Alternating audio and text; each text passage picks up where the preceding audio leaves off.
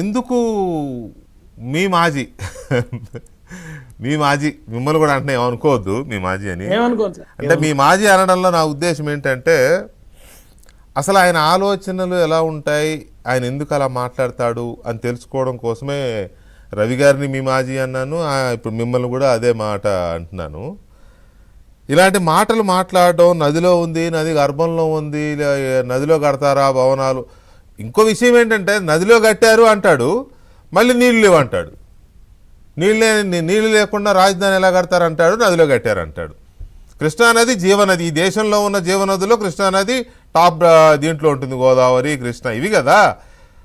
ఏమనాలండి అసలు ఈ మనిషిని? మరి ఏమో మీకు ఏమైనా అర్థమైతే, మీకేం చెప్పాలనిపిస్తే ఆయన ఎందుకు అలా మాట్లాడతాడో చెప్పండి సార్. వికే గారు, ముందుగా మీకు అలాగే ప్యానెల్లో ఉన్న పెద్దలకి, ఐబిఎన్ ప్రేక్షకులకు హృదయపూర్వక నమస్కారం అండి.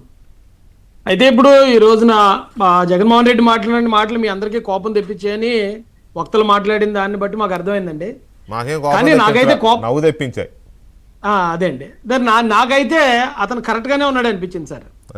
ఎందుకు అనిపించింది అంటే అండి, అతని ప్రత్యర్థిగా తెలుగుదేశం పార్టీ కార్యకర్తగా దుర్మార్గుడైన మా ప్రత్యర్థి ఎంత అజ్ఞానంతో ఉంటే అంత మంచిదండి ఈ రాష్ట్రానికి, ఎన్ని పొరపాట్లు చేస్తే అంత మంచిదండి ఈ రాష్ట్రానికి.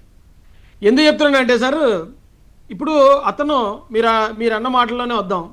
ఇలాంటి వ్యక్తులని రాజకీయం నుంచి తరిమి కొట్టాలి ప్రజలు అన్నారు. అతను ఆల్రెడీ తరిమి కొట్టారు. ఎందుకంటే ఇప్పుడు అతను రాజకీయాల్లో ఉన్నాడా అండి? అసెంబ్లీకి వస్తున్నాడా? లేదా అసెంబ్లీకి ప్రజలకు సంబంధించి అతను ఓట్లేసిన ప్రజల్ని కనీసం ఎంతో కొంతమంది చేశారు కదా, వాళ్ళ హక్కుల కోసం ఏమైనా అసెంబ్లీలో మాట్లాడుతున్నాడా? అతను రాజకీయాల నుంచి అతన్ని తరిమి కొట్టారు సార్. దాంతోపాటు ఇతను ఇదే స్టాండ్ మీద ఉండటం వల్ల 2019లో కృష్ణా గుంటూరు జిల్లాల్లో మేము ఒక్కొక్క సీటే నెగ్గగలిగామండి. 16, 15 ఉన్న జిల్లాల్లో మిగతా అన్ని సీట్లు కూడా జగన్ నెగ్గాడు. అలాగే వైజాగ్ ప్రాంతంలో కానీ, కర్నూలు ప్రాంతంలో కానీ జగన్కి చాలా సీట్లు ఆ రోజున ప్రజలు గెలిపించారు. ఎందుకంటే ఎలక్షన్కి ముందు లేదు నేను అమరావతికి కట్టుబడి ఉన్నాను, రాజధాని ఈ రాష్ట్రానికి రాజధాని కావాల్సిందే, ఇంకా ఎక్కువ భూమి కావాలి అవసరం అయితే అని చెప్పి అతను కట్టుబడి ఉన్నానని చెప్పిన అబద్ధాన్ని నమ్మిన ప్రజలు మొత్తం రాష్ట్ర వ్యాప్తంగా, ముఖ్యంగా కృష్ణా గుంటూరు జిల్లాల్లో విపరీతమైన మెజారిటీతో గెలిపించారు సార్. ఏ రోజైతే అతను గెలిచిన తర్వాత ఇతను అజ్ఞానాన్ని ప్రదర్శించడం మొదలుపెట్టాడు, 3 క్యాపిటల్స్ అంటాం కానీ, లేదా అసలు రాజధాని ఇక్కడ అమరావతిలో ఉండటం కరెక్ట్ కాదు, ఇది కమరావతి అనే కులానికి ఆపాదించడం కానీ, అతను చేసిన పొరపాట్ల వల్లే కృష్ణా గుంటూరులో మరి కనీసం ఒక్కొక్క సీట్ అనేది నెగ్గడం లేదు నాకు డౌట్ అండి. ఇతను వైజాగ్ ప్రాంత ప్రజల్ని అలాగే కర్నూలు ప్రాంత ప్రజలను కూడా రెచ్చగొట్టాడండి. అక్కడే ఉండాలా, ఇది మధ్యాంధ్రలోనే ఉండాలా, మనకు రాకూడదా రాజధానులు అని చెప్పి వెళ్ళి అక్కడ పెయిడ్ మీటింగ్లు కూడా కండక్ట్ చేశారు సార్.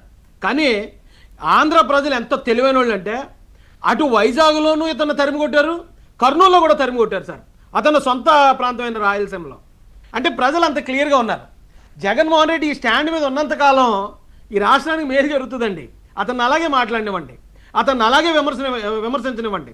ఇప్పుడు మీలాంటి పెద్దలు తెలివైన వాళ్ళు అందరూ లేదు జగన్ అలా మాట్లాడకూడదు, ఇక్కడ ఈ ప్రపంచ చరిత్రే మనది సింధు నాగరికత అండి, అతి పురాతనమైన నాగరికత.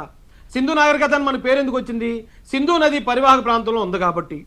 నైలు నది పరివాహక ప్రాంతంలో ఈజిప్టు నాగరికత మొదలైంది. అలాగే అమెజాన్ నది ప్రాంతంలో ప్రతి నాగరికత కూడా నది పరివాహక ప్రాంతంలో మొదలవుతాయండి. అంటే ఎక్కడ నీరు సమృద్ధిగా ఉంటుందో అక్కడి నుంచే నాగరికతలు మొదలైన చరిత్ర మంది.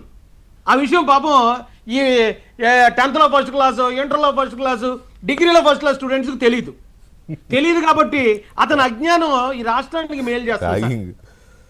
ఈసారి ఎక్కడో కానీ మన్మధుడైన సినిమాలో ఒక డైలాగ్ ఉంటుంది సార్, నాగార్జున గారు అంటారు, ఆ నది వెళ్తుంటే నాకు నీళ్ళు అంటే భయం అంటాడు. బ్రహ్మానందం గారు పక్కనే ఉండి అంటారు, నీళ్ళు అంటే ప్యారిస్ వాళ్ళకి కూడా భయమే, అందుకే అక్కడ బ్రిడ్జ్ కట్టారండి.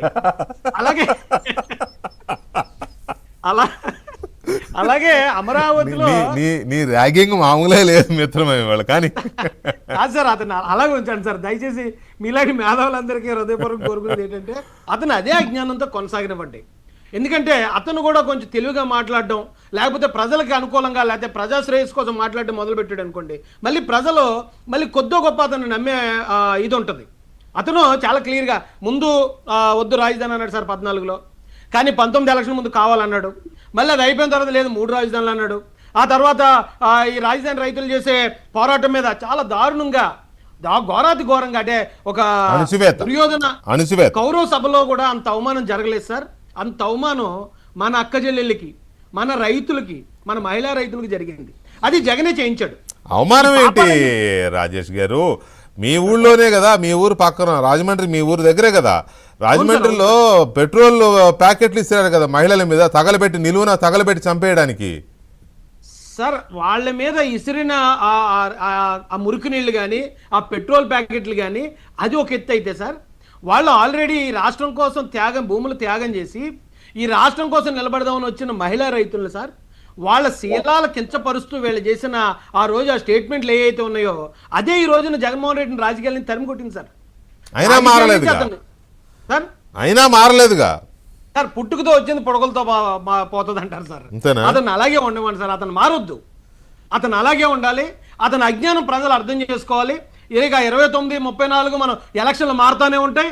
ఇటువైపు చంద్రబాబు నాయుడు గారు 5.0, 6.0 అని నెంబర్ పెరుగుతూనే ఉంటది. అతను మాత్రం అలాగే ఉంటాడు. దయచేసి అతను అలాగే కొనసాగించండి సార్. రైట్. బసవయ్య గారు, ఇక్కడ అయిపోయిన తర్వాత దాదాపు 2-2.5 గంటలు ప్రెస్ మీట్ అయిపోయిన తర్వాత